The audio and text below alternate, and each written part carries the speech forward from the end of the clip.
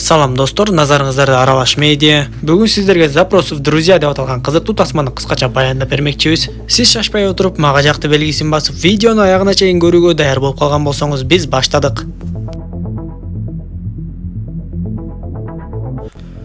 Тасманын башында эле биз Лора аттуу студент кыз менен таанышабыз. Аны университеттеги көптөгөн студенттер таанышып, Лоранын достору дагы аябай көбөйүп кеткен эле. Ал өзүнүн Изабель жана Оливия аттуу дос кыздары менен бирге жашайт. Ошону менен катар эле Тайлер деген жигит менен да жакындан мамиле куруп жүргөнүн билебиз. Ошондой күндөрдүн биринде университетке алардын катарына дагы бир Марина аттуу кыздын келгени белгилүү болот. Алгач келгенден тарта эле ал өзүн бир кызыктай алып жүрүп, эч кимге кошулбай өзүнчө отуруп жүрдү. Анан да Лора ошол Марина деген кыз аны кечке эле карап жаткандыгында байкап калып жатты. Ошол күнү кечинде эле ошол Марина деген кыз Facebook'тан Лорага дос бололу деп өтүнүч кетирип жиберген болот. Лора Оливия менен бирге анын баракчасын көрүп чыгышып, Маринанын баракчасындагы бир аз кызыктай жана коркунучтуу болгон сүрөт видеолорду көрүшөт. Анда Оливия Лорага сен бул кыз менен байланышып достошпой эле коет окшосуң деп айтса, Лора ага көп деле көңүл бурбай Маринанын өтүнүчүн кабыл алып, аны досторунун катарына кошуп коет. Кийинчерээк Тайлер дагы Лора менен достошуп алган Марина деген кыздын баракчасын карап чыгып, сен бул кыздан алыс эле жүрчү деп Лорага эскертет. Лора болсо Маринаны Facebook'тан гана досторунун арасына кошуп койгону болбосо, аны менен жакындан таанышып сүйлөшө элек болчу. Бир күн эле Марина жакында боло турчу Лоранын туулган күнүн билип калып, сен туулган күнүңдү өткөрөсүңбү деп эле Лорадан сурап баштайт. Анда Лора туулган күнүндө майрамдык кечени өткөрө турган болсо да, достору Маринага каршы болуп жаткандыктан ал Маринага калп айтып, туулган күнүмдү жигитим экөөбүз эле белгилейбиз деп коет. Ошол күнү кечинде Лора Марина баракчасына өтө эле бир коркунучтуу видеолорду чыгарып койгонун көрүп калат. Мындай көрүнүшкө бир аз таң калып, бирок көп деле маани берген жок. Ошентип көп өтпөй эле Лоранын туулган күнү да келип калып, ал достору менен бирге эле өзүнүн туулган күнүн белгилей баштайт. Алардын туулган күндү белгилеп майрамдап жатышкандарын Марина дагы бир канча алыстыкка туруп алып көрүп турду. Эртеси Лора университетке барган кезде эле анын алдынан Марина чыгып,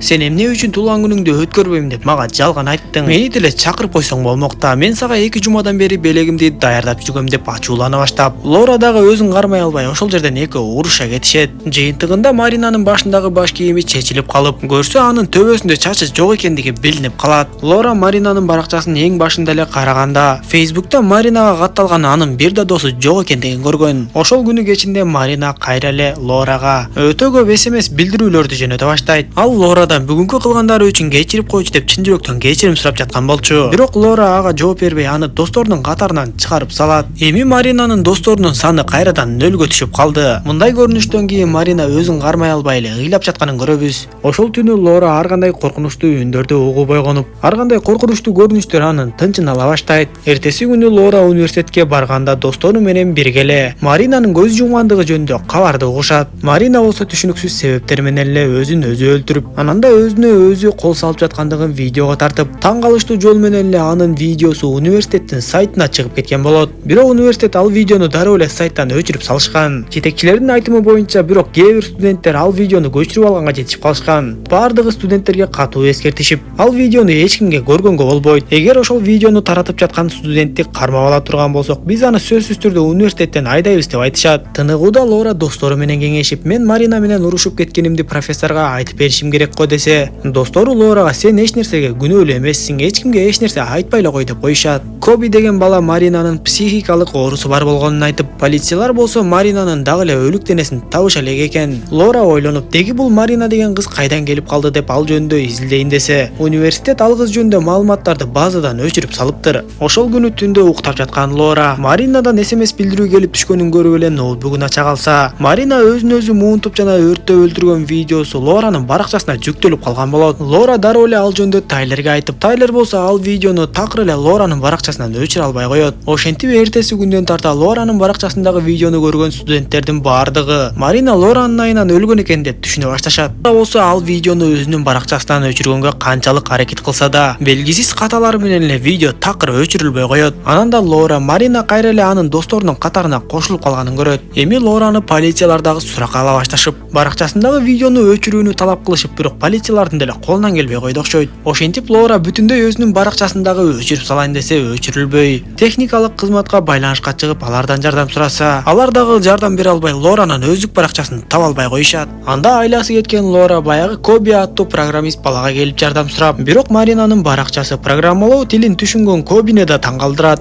Көп өтпөй Куставтын ноутбугунан дагы Маринанын бир кызыктай видеолору көрүнө баштап, корко баштаган Кустав үйдөн чыгып лифтке түшүп сыртка чыкмакчы болуп, бирок лифтте бара жатканда эле жарык өчүп лифт токтоп калып, ал жакта өтө коркунучтуу көрүнүштөр боло баштайт. Качан лифт ачылган кезде Изабель лифттин ичиндеги жигити Кустав өзүнөн өзү эле темирди кайра сүзгүлөп бети башы канжалап калганын көрөт. Мындай көрүнүштөн кийин Изабель дагы ооруканага түшүп калат. Достор ага чогулуп барышканда Изабель бардыгын айтып, Кустав мага коркунучтуу нерселер көрүнүп жатканын айткан болчу. Эми ошол коркунучтуу нерселер мага да көрүнө баштады деп айтат. Көп өтпөй эле Куставтын лифтте өзүн өзү өлтүргөн видеосу кайра эле таң калыштуу түрдө Лоранын баракчасына жүктөлүп калган болот. Ошентип барган сайын Лоранын достору азайгандан азайып эле. Университет жетекчилери дагы аны билип калышып, Лораны окуудан четтетишет. Бирок Лора изилдөөсүн токтотпой Кобиден жардам сурап, полиция жаап койгон Маринанын бөлмөсүнө жашыруун кирип барышат. Ал жакта Маринанын балдар үйүндө түшкөн сүрөтүн көрүшүп, Лора дароо эле ошол балдар үйүн таап барып, бир эже менен сүйлөшүп калат да Марина жөнүндө маалымат сурай баштайт. Ал аял болсо мурунку бир окуяны айта баштап, көрсө Марина кичинекей кезинде аны дайыма эки бала басмырлап кыйнай беришчү экен. Көп өтпөй эле балдар үйүнөн ошол эки баланын жансыз денесин табышкан. Коби болсо бул учурда башка нерселерди изилдеп жүрүп, кара күзгү жөнүндө маалыматтарды таап алат.